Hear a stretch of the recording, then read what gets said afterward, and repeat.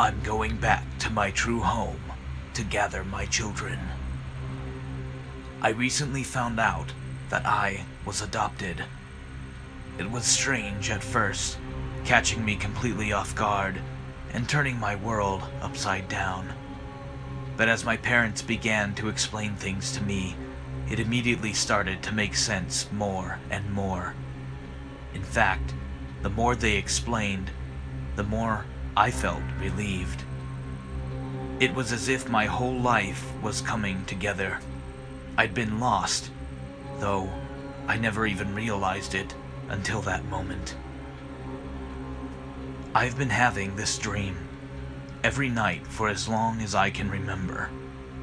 The first time must have been when I was around 4 or 5 years old, and every night since then, I can remember it all perfectly, vividly. I'm swimming in the ocean, deep down, underwater. There should be no light down here, yet I can see just fine. I know I am deeper down in the depths than is humanly possible, yet here I am. I am breathing like I am in air, but floating like I am in water. I am swimming north. I do not know how I know this, but I do. I am swimming north towards my home.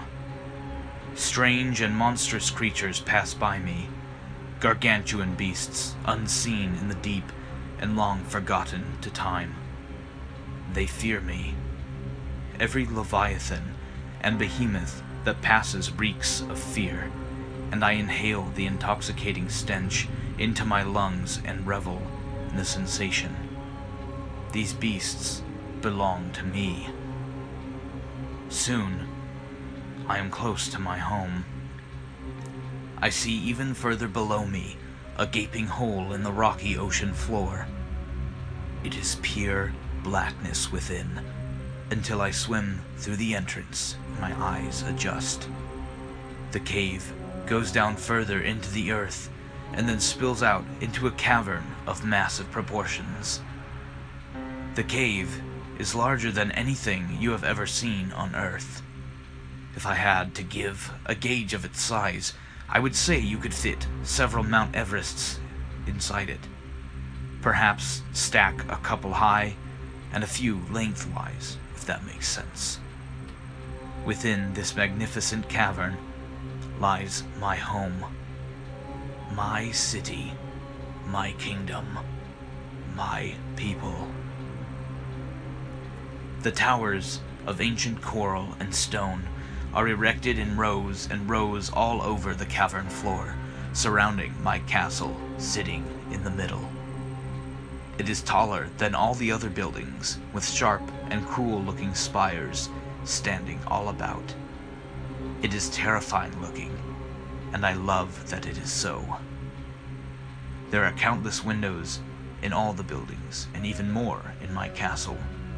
From every window I see the eyes of my subjects.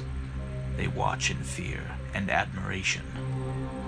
They are not like the dumb beasts I pass on the way here, but instead intelligent, shrewd, and loyal. They are ugly beasts, but beautiful in their own way, and perfect to me.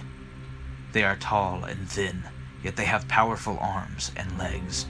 They have webbed and clawed hands and feet, perfect for swimming, and perfect for tearing.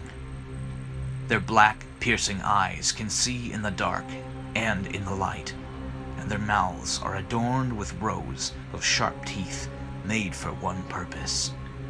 These creatures I molded and shaped into my beautiful children for one purpose, and one purpose only: the domination of the world.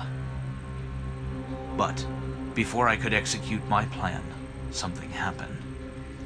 Long ago, thousands of years before humans began spawning, there were many of us. We were powerful, and we were hungry. We fought to gain footholds anywhere, and any way we could.